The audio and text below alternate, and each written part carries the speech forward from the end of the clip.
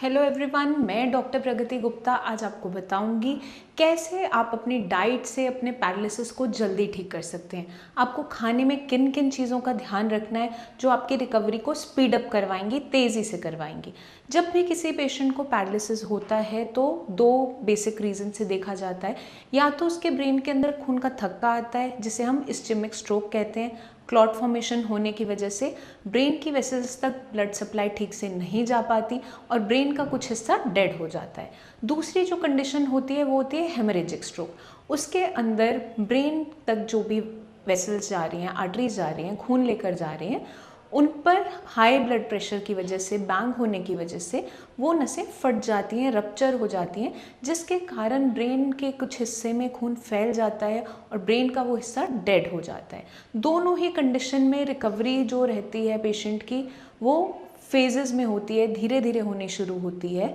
अब इस रिकवरी को स्पीड अप करने के लिए हमें कुछ ऐसी चीज़ों का ध्यान रखना होता है जो आपको मदद करती है ताकि आप जल्दी रिकवर कर सकें।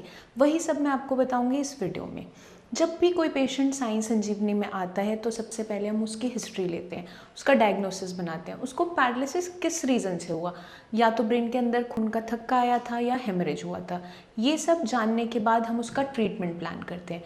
ट्रीटमेंट के अंदर जो ध्यान में रखने वाली चीज़ें वो ये है, हमें सबसे पहले काम करना होता है उसके ब्रेन पे, क्योंकि नुकसान आपके ब्रेन के अंदर हुआ है। जो खून का थक्का आया या फिर नस फटी तो ब्रेन का कुछ टिश्यू डैमेज हो गया। अब उस टिश्यू के डैमेज होने की वजह से जो फंक्शनिंग आपका ब्रेन संभालता था, जैसे आपके आधे हिस्से का हाथ पैर को चलाने का, बोलने का या फिर हाथ की मूवमेंट का, वो कम हो जाता है पेशेंट में या तो बिल्कुल लॉस हो जाता है। जब ये कंडीशन आती है ब्रेन के अंदर तो मसल्स भी इफ़ेक्ट होना शुरू हो जाते हैं, क्योंकि ब्रेन से जो कंडक्शन जा रही है मांसपेशियों तक, ब्रेन जो सिग्नल भेजता था मांसपेशियों को चलाने का, वो अब नहीं हो पा रहा है। जब वो सिग्नल पूरी तरह से नहीं जा पाता है तो मांसपेशियां काम नहीं कर पाती। हर किसी को यही एक गलतफहमी होती है कि हमारी मांसपेशियां काम नहीं कर रही है, हम अब चल फिर नहीं पाते हैं। पर जो मेन आपका इम्पैक्ट आया है वो कहाँ आया है? आपके ब्रेन के अंदर। तो इलाज सबसे पहले ज़रूरी होता है आपके ब्रेन का शुरू करना, क्योंकि अगर हम ब्रेन पे वर्क नहीं करेंगे, हम रूट कॉज पे वर्क नहीं करेंगे, जिस कारण से आपको पैरालिसिस हुआ है उस पर काम नहीं करेंगे तो पेशेंट जल्दी रिकवर ठीक नहीं हो पाता है। साई संजीवनी में जब हम पेशेंट का ट्रीटमेंट स्टार्ट करते हैं तो सबसे पहले उसके ब्रेन पे वर्क किया जाता है, लेकिन उसके साथ साथ एक काम बहुत ज़रूरी होता है, वो है डाइट। क्योंकि आप जो भी खाने में लेते हैं वो आपकी बॉडी को स्ट्रेंथ प्रोवाइड करता है, न्यूट्रिशन प्रोवाइड करता है और मदद करता है आपकी स्पीडी रिकवरी में।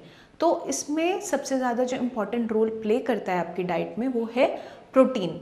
प्रोटीन, जैसा कि हम सभी जानते हैं, हमारी बॉडी का मेजर बिल्डिंग ब्लॉक है जो मदद करता है हमारी मांसपेशियों को ताकत देने में। तो कोई भी पैरालिसिस का पेशेंट आता है, जब हम उसे देखते हैं, कुछ पेशेंट में क्या देखने को मिलता है, उसकी मांसपेशियां बिल्कुल पतली हो जाती है, सूखने लगती है। घर वाले अक्सर गलती क्या करते हैं, पेशेंट को खाने में सिर्फ बॉइल्ड फूड दे रहे होते हैं, उसका दालें बहुत कम कर देते हैं कि पेशेंट चल नहीं पाता, डाइजेस्ट नहीं कर पाता। ये सबसे बड़ी गलती की जाती है। तो इसको सुधारने के लिए हम हमेशा पेशेंट को समझाते हैं कि आपको खाने में प्रोटीन लेना ज़रूरी है। अगर हमें किसी भी चीज़ की रिपेयर करनी है वहाँ पर प्रोटीन होना ज़रूरी है, क्योंकि ब्रेन को भी अगर हमें ठीक करना है, दोबारा से उसकी फंक्शनिंग वापस लानी है, तो प्रोटीन बहुत ज़्यादा इम्पॉर्टेंट रहता है। अब प्रोटीन में आप क्या क्या ले सकते हैं वो मैं आपको समझाऊंगी। अगर आप वेजिटेरियन हैं तो आपको प्रोटीन में जितनी भी दालें हैं वो सारी की सारी आपको खानी होती है। बस एक चीज़ का ध्यान रखना है कि खटाई बिल्कुल नहीं खानी है हमारी दवाइयों के साथ, लेकिन प्रोटीन जैसे कि दाल है, मशरूम है, दूध है, ये आप बिल्कुल ले सकते हैं। दूध से बनी कोई भी और आइटम जैसे दही, पनीर, छाछ, वो बिल्कुल मना होती है, क्योंकि वो हमारी मेडिसिन को पूरी तरह से वर्क नहीं करने देती है। और अगर आप नॉन वेजिटेरियन हो तो आप दालों के साथ साथ फ़िश हफ्ते में 1 से 2 बार ले सकते हो। फ़िश के अंदर ओमेगा 3 फैटी एसिड्स होते हैं जो आपकी रिकवरी में बहुत ज़्यादा तेज़ी से मदद करती है। तो फ़िश अगर कोई पेशेंट खाता है तो हफ्ते में 1 से 2 बार ले, और साथ में उसको कुछ चीज़ों का ये ध्यान रखना है कि खट्टा बिल्कुल यूज़ नहीं करना है, क्योंकि आप खट्टा अगर खाने में लेते हो तो मेडिसिन फिर वर्क नहीं कर पाती है। प्रोटीन रिच डाइट के साथ हमें मदद क्या मिलती है, आपकी मांसपेशियों को ताकत मिलनी शुरू होती है। जब हमारी मेडिसिन ब्रेन पे वर्क करना शुरू करती है, वहाँ से सिग्नल भेजना शुरू करती है और आपकी मांसपेशियों में ऑलरेडी ताकत है, तो आपकी मांसपेशियाँ जल्दी काम करेंगी। अगर आपकी मांसपेशियाँ सूख चुकी हैं, आप खाना ठीक से नहीं खा रहे हो, बिल्कुल माल नरिश हो गए हो, आपकी मांसपेशियाँ बिल्कुल पतली पड़ती जा रही हैं, तो अगर ब्रेन सिग्नल भेजेगा भी तो भी आपकी मांसपेशियाँ चल नहीं पाती। इसीलिए हम हमेशा पेशेंट को एडवाइस करते हैं कि प्रोटीन रिच डाइट आपको लेनी ही लेनी है, उस चीज़ का खास ध्यान रखना है। अब हम चलते हैं सेकेंड आइटम की तरफ, वो है विटामिन डी। विटामिन डी एक ऐसा मिनरल है जो बॉडी में मांसपेशियों को सपोर्ट करता है, उनकी मूवमेंट में हेल्प करता है। अभी मैंने आपको बताया क्यों प्रोटीन लेना ज़रूरी है एक पैरालिसिस पेशेंट के लिए और कैसे विटामिन डी हेल्प करता है पैरालिसिस पेशेंट की स्पीडी रिकवरी के लिए। अब हम बात करेंगे बहुत ही इंपॉर्टेंट विटामिन के बारे में, जो है विटामिन B12। विटामिन B12 आपके नर्वस सिस्टम को ताकत प्रोवाइड करता है, आपकी नसों को ताकत देता है। तो जितने भी पैरालिसिस के पेशेंट हैं उनके लिए बहुत ज़्यादा ज़रूरी होता है कि उनकी बॉडी में विटामिन B12 की अमाउंट सही होनी चाहिए। अगर उनके अंदर विटामिन B12 की डेफिशिएंसी है तो उनकी बॉडी के अंदर मांसपेशियों में थकावट बनना शुरू हो जाता है, उनकी मेमोरी वीक होनी शुरू हो जाती है, ये सारे सिम्टम्स देखने को मिलते हैं। तो एक पैरालिसिस पेशेंट की जल्दी रिकवरी के लिए हम हमेशा एडवाइस करते हैं कि आप खाने में vitamin B12 rich food items लें, जैसे कि जितने भी आपके vitamin B12 rich food items हैं वो ज़्यादातर एनिमल प्रोडक्ट्स होते हैं, जैसे दूध है, नॉन वेजिटेरियन आइटम्स है, चिकन है, फिश है, एग्स है, बीफ है, ये सारी फूड आइटम्स जो होती हैं आपके विटामिन B12 रिच होती हैं। अब जो पेशेंट्स नॉनवेज नहीं खाते हैं उनके लिए क्या ज़रूरी है कि आपको सप्लीमेंट्स B12 के लेना शुरू करना होता है ताकि आपकी रिकवरी तेज़ी से होने लगे। B12 के सप्लीमेंट्स या तो टैबलेट के फॉर्म में आते हैं या फिर इंजेक्टेबल्स के फॉर्म में भी आते हैं, इंजेक्शंस के फॉर्म में आते हैं। तो जब भी किसी पेशेंट को पैरालिसिस होता है, आपने देखा होगा उसे इंजेक्शन दिया जाता है, एक रेड कलर का इंजेक्शन होता है जिसके अंदर B12 की सप्लीमेंटेशन होती है और उसकी वजह से क्या हेल्प मिलती है पेशेंट को, पेशेंट की मांसपेशियों में दोबारा ताकत महसूस होने लगती है, उससे थकान कम होती है और वो एक्सरसाइज बेटर तरीके से करने लगता है।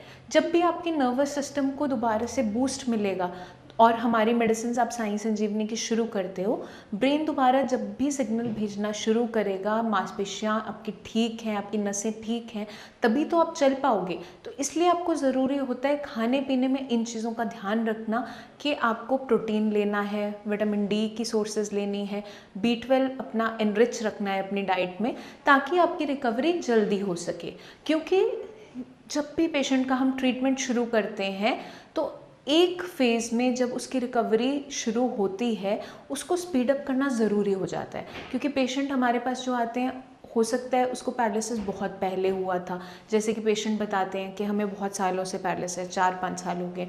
तो एक स्टेज के बाद उसके ब्रेन ने काम करना, ब्रेन ने न्यूरोप्लास्टिसिटी होना रोक दिया होता है, तो उसको दोबारा से स्पीड अप करने के लिए, स्टार्ट करने के लिए, बूस्ट देने के लिए हमें खाने पीने में इन चीज़ों का खास ध्यान रखना होता है। अगर हम मेडिसिन के साथ, साई संजीवनी की दवाइयों के साथ इस सब चीज़ों को फॉलो करते हैं, डाइट को अच्छे से फॉलो करते हैं, तो देखा क्या जाता है विद इन अ मंथ आपकी बहुत अच्छी रिकवरी देखने को मिलती है। आप जल्दी इंडिपेंडेंट हो सकते हो, चलना फिरना, छोटे छोटे काम है जिसके लिए आप दूसरों पर डिपेंडेंट हो, वो आप खुद से करना शुरू कर देते हो। तो हम हमेशा एडवाइस करते हैं कि दवाइयों के साथ आपको जो प्रिकॉशंस बताई जाती हैं उसको खास ध्यान में रखना ही है। और साथ में हम आपको एडवाइस करते हैं कुछ एक्सरसाइजेस क्या इंपॉर्टेंट रोल प्ले करते हैं पैरालिसिस के पेशेंट की रिकवरी में, वो आपको समझाऊंगी। अब हमने जितना भी ट्रीटमेंट आपका साई संजीवनी में शुरू किया वो ब्रेन के लिए किया, ब्रेन को दोबारा से काम करवाना है, उसकी फंक्शनिंग को वापस लाना है, क्योंकि कुछ हिस्सा तो डैमेज हो चुका है, वो दोबारा से काम नहीं करेगा। लेकिन बाकी जो आपका हेल्दी ब्रेन है उसके अंदर हमें न्यूरोप्लास्टिसिटी को वापस लाना है, एक ऐसे ऑल्टरनेटिव रूट्स बनाने हैं कि आपका हेल्दी जो ब्रेन है वो आपकी बॉडी की फंक्शनिंग को संभालने लगे, जो अब नहीं हो पा रही है। तो इसके लिए हम क्या एडवाइस करते हैं, पेशेंट को कुछ एक्सरसाइजेस बताते हैं जो उसको रेपिटेशन में करनी है। अगर पेशेंट को चलना है, पाँव को ठीक करना है, तो उसके लिए 1 घंटे की वॉक बहुत ज़्यादा इंपॉर्टेंट हो जाती है, क्योंकि उसकी मांसपेशियों में तभी ताकत आ पाएगी अगर वो चलेगा। तो हमेशा एडवाइस किया जाता है पेशेंट को 1 आवर वॉक ज़रूर करना है। अब किसी का हाथ मुट्ठी बिल्कुल बंद है, खोल नहीं पाता, तो उसकी उंगलियों को डेली खुलवाना है, सीधा करवाना है, उसकी एल्बो की एक्सरसाइजेस करवानी है, उसकी शोल्डर की एक्सरसाइजेस करवानी है, उसकी एल्बो को सीधा करना है, मोड़ना है, उसकी रिस्ट को फोल्ड करना है, खोलना है, उंगलियों को बंद करवाना, खुलवाना, ये सब आपको करवाना होता है डेली। क्योंकि एक बार आपकी जो मसल्स हैं दोबारा से उनमें जब ताकत आने लगेगी तभी वो ठीक से फंक्शनिंग ले पाएंगी। तो साई संजीवनी के ट्रीटमेंट के दौरान बहुत सी चीज़ों का आपको ध्यान रखना है, वो मैंने आपको सब बता दिया है। मेडिसिन के साथ साथ आपको डाइट को अच्छे से फॉलो करना है, जो चीज़ें आपको खानी है वो मैंने सब बता दिया है। प्रोटीन है, vitamin D rich food items है, B12 रिच फूड आइटम्स है। जो चीज़ आपको नहीं खानी है वो मैं अब आपको बताने जा रही हूँ, उसे आप खास ध्यान से सुन लीजिए, क्योंकि अगर आप इन चीज़ों को खाने में लेते हो दवाइयों के साथ हमारी, तो हमारी मेडिसिन पूरी तरह से वर्क नहीं कर पाती है। जितनी भी खट्टी चीज़ें हैं, दही है, टमाटर है, नींबू है, संतरा है, सिरका है, या फिर इडली डोसा, जितनी भी फर्मेंटेड आइटम्स हैं वो हमारी मेडिसिन को ठीक से वर्क नहीं करने देती। तो इन चीज़ों को आपको अपनी डाइट में से बिल्कुल अवॉइड करना है। इसके अलावा जो जो मैंने आपको बताया आप खा सकते हो, वो अपनी डाइट में ऐड ऑन करना है। तो अगर आप ये सब चीज़ें अच्छे से फॉलो करते हो, आप में रिकवरी फॉर श्योर बहुत जल्दी देखने को मिलती है। अगर आपके माइंड में कोई भी डाउट्स हो अपनी डाइट को लेकर, अपने पैरालिसिस की कंडीशन को लेकर, तो आप नीचे दिए हुए नंबर्स पर हमें कॉल करके हमसे बात कर सकते हैं, या क्लिनिक आकर विजिट कर सकते हैं। आप अपनी वीडियो, प्रेजेंट कंडीशन की वीडियो भी हमें सेंड कर सकते हैं कि आपके हाथ पैर की मूवमेंट कितनी है, आप स्टिक के सहारे चलते हो, खुद से चल पाते हो, नहीं चल पाते हो, हाथ कितना ऊपर उठा पाते हो, चेस्ट तक जाता है, थोड़ा सा और ऊपर उठा पाते हो। तो उससे हमारे लिए जज करना इजी हो जाता है कि आपकी जो रिकवरी है उसके माइलस्टोन कैसे रहेंगे, किस तरीके से आपको खाने पीने में हमें गाइडेंस देनी है, क्या क्या एक्सरसाइजेज आपको एडवाइस करनी है। वो पेशेंट टू पेशेंट वेरी करती है। हर पेशेंट में ब्रेन पे जो नुकसान हुआ होता है वो अलग तरीके से होता है, या तो क्लॉट की वजह से हुआ है, हेमरेज की वजह से हुआ है, या चोट लगी थी। तो ये सारी कंडीशंस का हमें ध्यान में रखना होता है। तो आई होप आप समझ गए होंगे आपको किन किन चीज़ों का खास ध्यान रखना है अपनी पैरालिसिस की रिकवरी को तेज़ी से लाने में। तो इसी के साथ मुझे चलने की आज्ञा दीजिए। धन्यवाद।